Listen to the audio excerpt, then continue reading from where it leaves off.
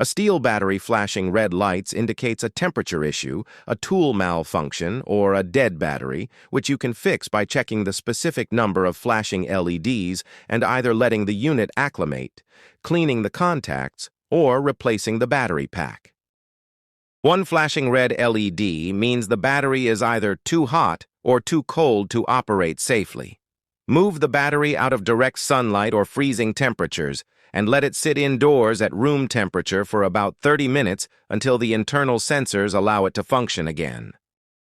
3 flashing red LEDs point to a malfunction in the power tool itself rather than the battery. Remove the battery and inspect the metal contact pins inside the battery compartment of your tool for dirt, wood chips, or corrosion.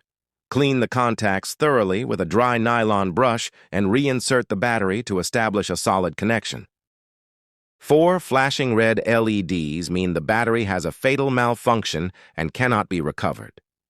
This specific light pattern signals a permanent internal cell failure or a broken circuit board, meaning the battery pack must be safely recycled and replaced with a new unit.